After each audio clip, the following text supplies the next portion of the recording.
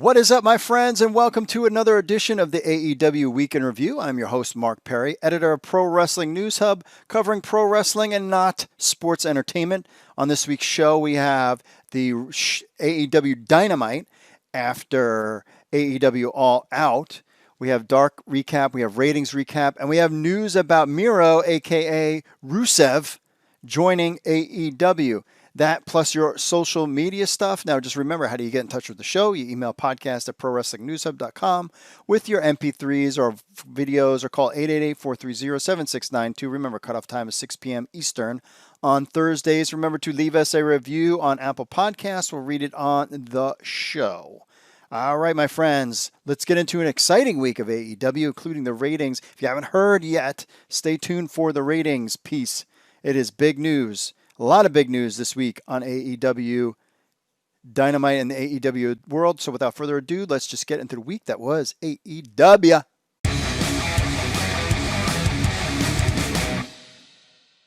Quick recap of AEW Dark. First, we have Will Hobbs defeating Sean Legacy in a singles match. Will Hobbs, we believe, gets his first AEW win under his belt. Brian Cage defeated Tony Deontay in a singles match. Angelico defeated Griff Garrison. Griff is getting some push on the different YouTube channels like BTE and Sammy Guevara's channel, which is kind of interesting. Anna Jay defeated Skylar Moore in a women's division single match. Eddie Kingston defeated Lee Johnson. Sonny Kiss defeated Serpentico. Serpentico got a little run there in the AEW All Out pay-per-view. And finally, Ricky Starks defeated Ben Carter. And that runs your episode of AEW Dark.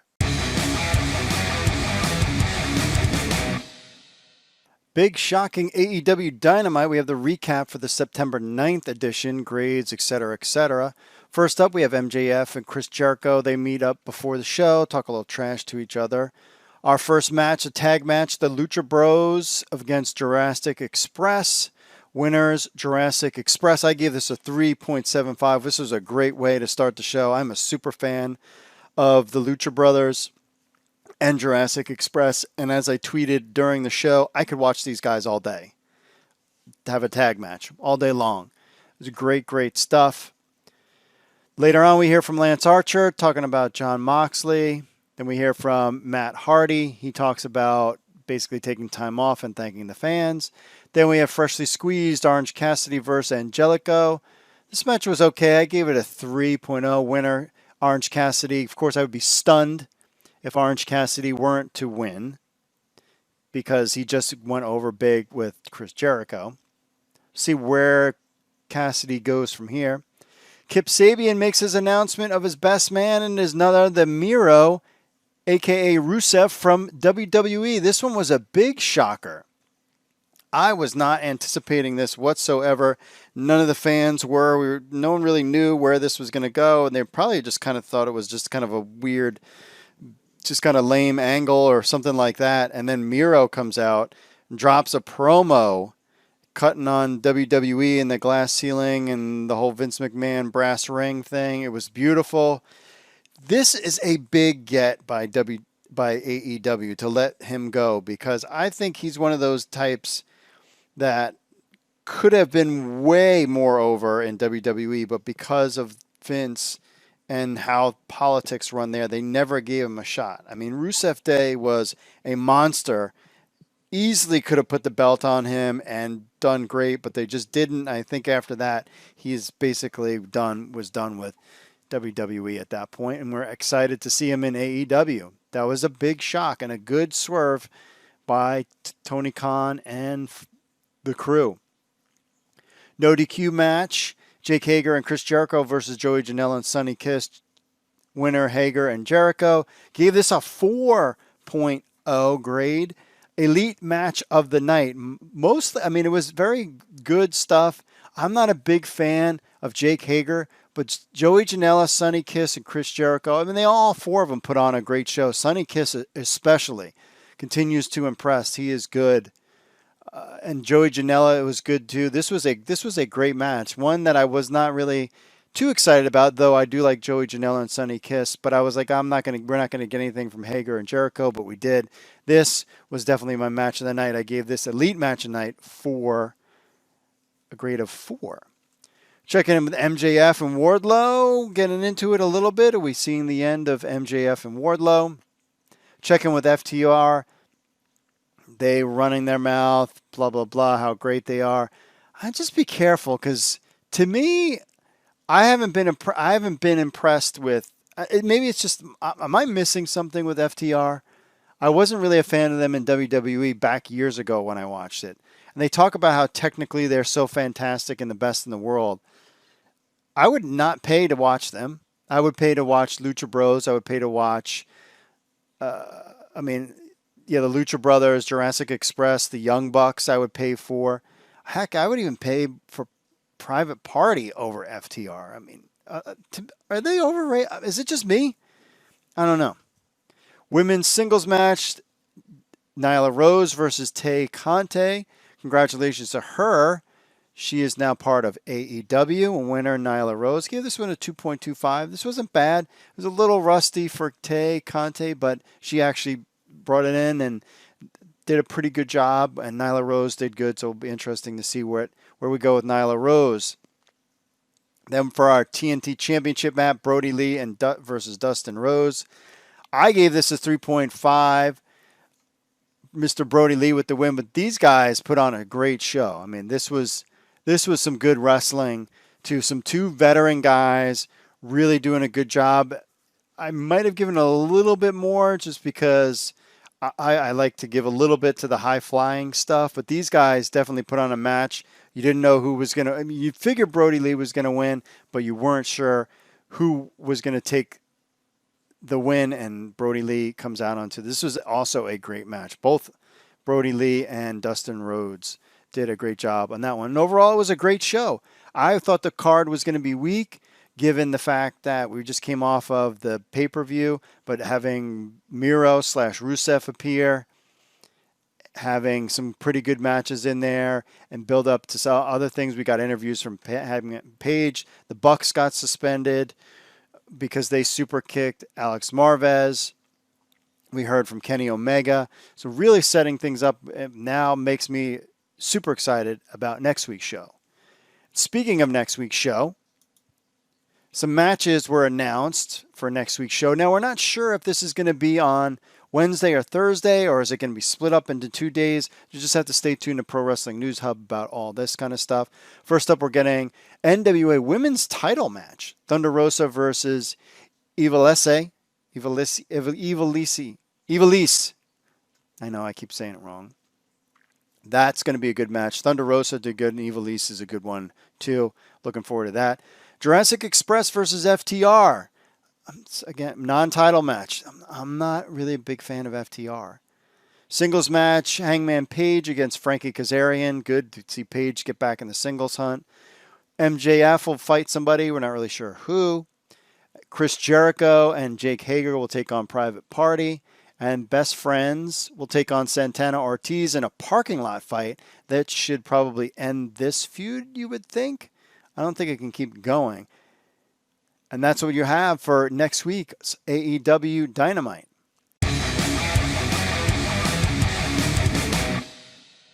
Ratings are in for AEW Dynamite, and they drew over 1 million viewers. That's right, 1 million viewers tuned in to AEW Dynamite. According to the ratings, the September 9th ratings, according to Showbuzz Daily, AEW finished 7th overall for the night. Dynamite drew 1.016 million viewers, up from last week's 928,000 viewers. This is AEW's highest rating since October of 2019. They finished 8th overall last week. Dynamite was live, of course, from Daly's Place, Florida. This is the show that was after AEW All Out that also included, of course, the debut of Miro, Rusev, which as soon as that news hit, I'm sure people tuned in, and an update on Matt Hardy. A lot of fans of him and what happened to him, so people tuned in to check that out as well. On Tuesday, with no competition from AEW, NXT drew 838,000 viewers, slightly down from 849,000 viewers. It finished 15th overall, down from 10th a week earlier. We still have another week or two before these two shows really go head-to-head again with the NBA and NHL playoffs.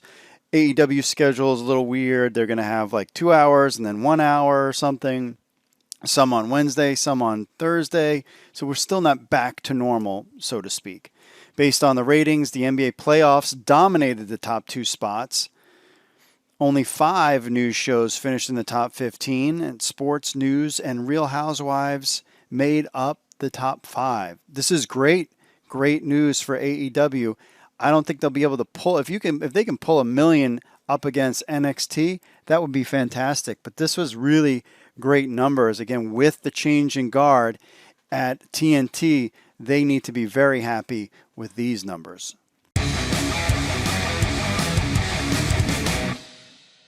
Former WWE star Rusev debuts on AEW Dynamite.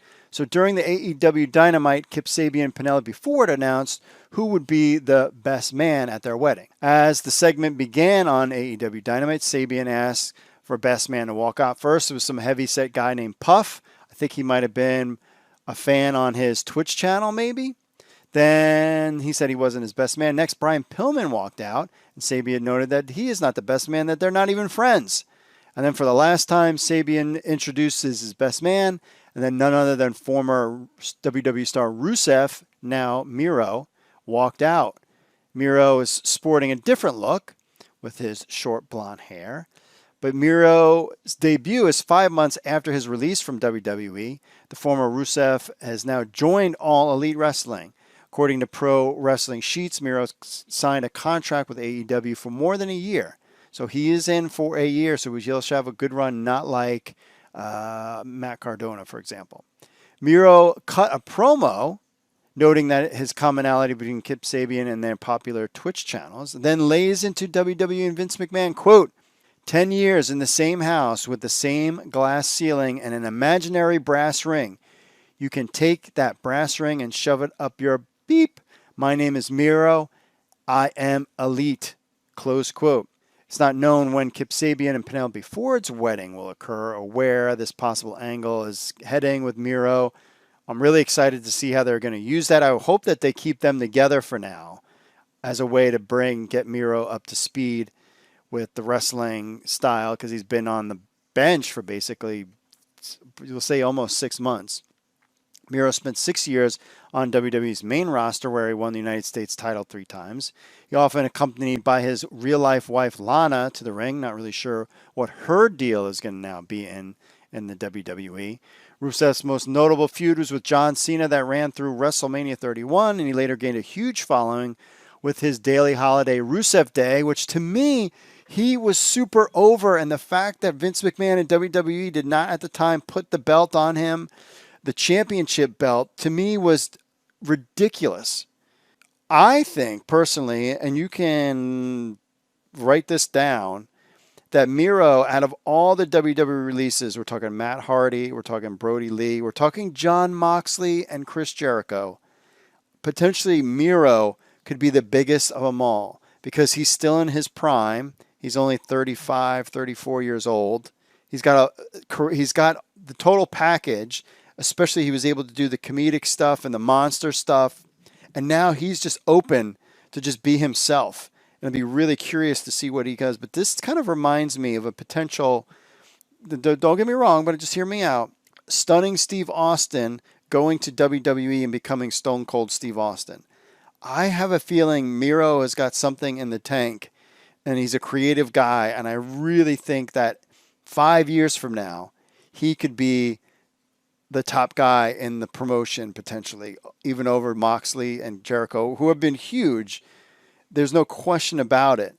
But this kind of next level type of guy could be Miro. He's not a filler like a Matt Cardona or any of these other guys that kind of came in from getting cut from WWE. I really think they could build something really big with him, and I think they gave him a year contract to see what he thinks and see if he likes it, and if he likes to travel and he's into it, I think he could do great. If he's kind of like, I'm just kind of done with wrestling and just get my money and I'm going to move on, then he could do that as well. But I have a feeling he could be a big, big star in AEW. So the question is, if Brock Lesnar is a free agent, how much would it cost for AEW to get him under contract? Well, Kurt Angle has an idea. The former WWE Hall of Famer and one of the greats, the Olympic gold medalist, Kurt Angle, was recently on a guest of Wrestling Inc. daily podcast to talk about a number of topics, including Lesnar, Tony Khan, and some other stuff, Mike Tyson, etc. But here are some highlights on Brock Lesnar being a free agent. Quote, I don't know. I don't know what transpired. Something had to have happened because I've heard they pulled all his merchandise off the shelves. So it's not just Brock not having a contract and not knowing where he wants to go. The company, obviously, they're not going to let him go. Brock's pretty level-headed. He doesn't get in any trouble. So there's no reason to fire the kid. He's a tremendous athlete, a tremendous employee. So I think Brock just got tired of doing it. Close quote. On how much AEW CEO and President Tony Khan would have to pay Lesnar to jump ship. Quote, I don't know. I don't know if he wants to fight again. I don't know if you want to go to another company. I cannot see him going to another company unless Tony Khan wants to pay him $10 to $20 million. I don't know, but you never know. But I think Brock should just end his career in WWE. I mean, the way they treat him and the way he gets paid, I don't know why he'd not want to just stay. It's really up to him, but I think he wants to fight. I think that's the reason, close quote. On Lesnar wanting to fight UFC champion John Jones, quote, Brock told me that several times that's who he wants.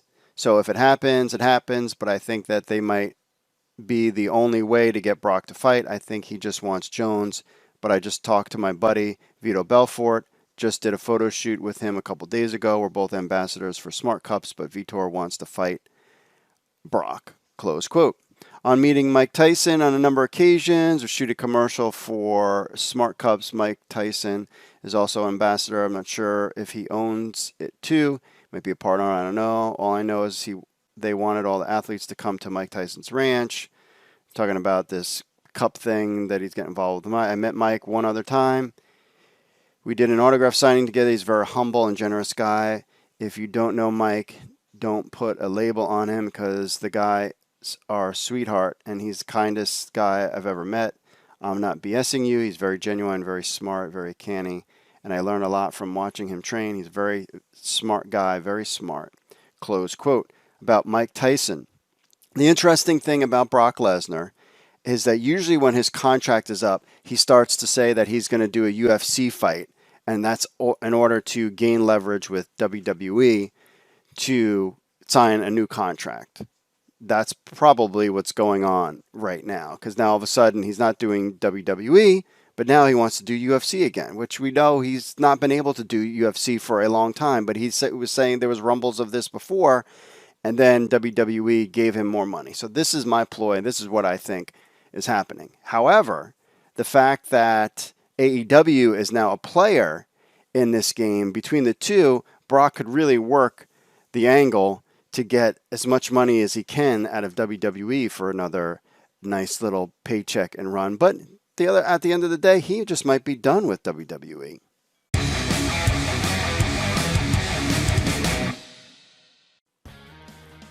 Did you know you can get all the latest AEW news right from your phone? That's right, we're excited to announce the Pro Wrestling News Hub app.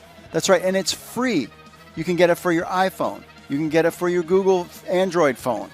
And they're both free. You get all our breaking AEW news, information from Pro Wrestling News Hub right from your phone. You can just visit the Apple Store or the Google Play Store. What do you get?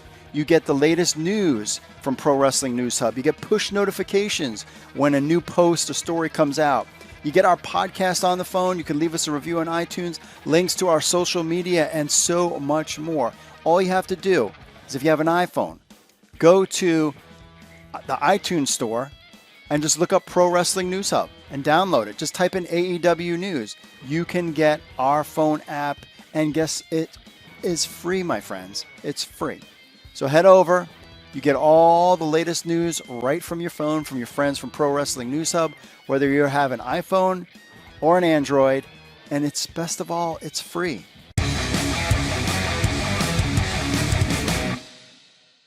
All right, let's quickly take a look at our social media stuff. First, on the YouTube channel, Thanos says, I am talking about AEW's Dynamite's ratings. Says, I am happy AEW is doing a good job because so many people there can have a decent job, feed their families, pay their bills, and we wrestling fans have an alternative. If someone doesn't like it, he can always go back to the other show. He now has this option. Thank you, Thanos, checking in there on the on our YouTube channel. On the Facebooks about grading AEW All Out, Gray says the tooth and nail between Baker and Swole was much fun match. The Bucks beat Jurassic Park's a fantastic match. They weren't playing heel in bits and pieces here, but they were proper heels right from the start. I like that. I agree with that. The Casino Battle Royale was not as good enough as I thought. Was been very, very excited only for this Battle Royale for two felt. Moxley versus Archer should be great though. Shida versus Rosa match and Dark Order versus Cody Friends were all fine. Some people really loved the Shida Rosa match, and I thought it was great too. Then the Tag Mac expectations for a MOTY, but it wasn't even an MOTN. They went for more than 30 minutes, but that match never really got flowing. FTR worked on Omega's knee, got inside Hangman's head. They had control of the match all this time. I was just asking myself, are FTR really on the level of the Bucks? No, they're not. I'm with you. I don't even know one FTR match that stands out apart from the other against DIY. Match quality-wise, which is the main criteria for us as fans to decide who is the best or not, FTR doesn't even come close to the Young Bucks. Totally agree 100%. The Bucks are just a country mile ahead. There you go. I said it. And I'll be proven right when FTR indeed have the best match of their careers against the Bucks. Another huge bummer, in my opinion, was not doing the Omega turn. You do these big turns after numerous teases on a pay-per-view, not on a Dynamite. Overall, B from Gray checking in. As she says, Shida versus Rosa and Mox versus MJF are legit cool, but Matt Hardy's scary fall is brutal. Augustine said respect Mox. About our fan cam, we got a video on our Facebook of a fan trying to run at Mox. A lot of people saw this. Geraldo says, I hate fans like that. Shouldn't even be called fans. I agree with that. But yeah, we got video of that on our Facebook account. About Kurt Angle and how much Khan would have to pay for Lesnar. Jason says Brock's going back to UFC. Hype train derailed. Larry then says, yeah, he can go back to UFC and get his butt kicked. That's the reason he left in the first place. And Larry says if they pay him $1, that is 99 cents too much. Larry dropping it. And I have to agree.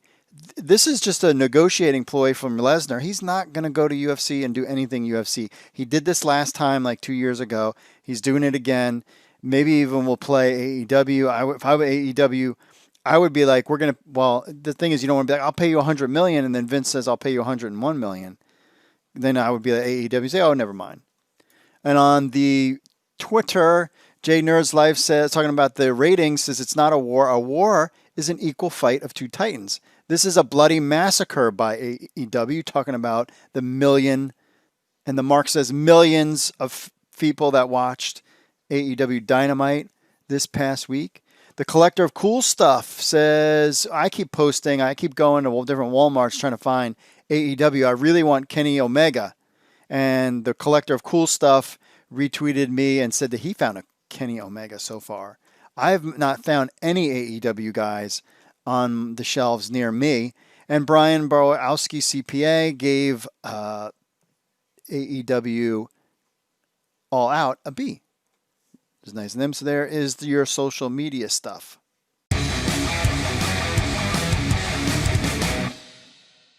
All right, that's it for this week's show. If you want to be part of the program, you email podcast@prowrestlingnewshub.com or call 888-430-7692, extension 3. Follow us everywhere, Facebook, Twitter, Instagram, YouTube, All Pro Wrestling News Hub, plus you got our app. Leave us a review on Apple Podcasts. We'll read it on the show, and you can listen to the show everywhere in the world when it comes to podcast. For show notes, prowrestlingnewshub.com/AEW-podcast. Join our Discord. And let's get your reaction to Miro joining AEW. We want to hear about your thoughts about that. Not really sure when the next show will drop. It will depend on what's going on with the TV schedule. We're hearing that they might have a show on Wednesday, and then they might also have to move to Thursday. So basically, a day, 24 hours after AEW Dynamite hits the air, we'll be on the air. Give us your thoughts on Miro joining, Rusev joining AEW. And that's it for this week's show. Thank you for listening. Mahalo to all my friends out there. God bless, and I will see you all later. Mask it up.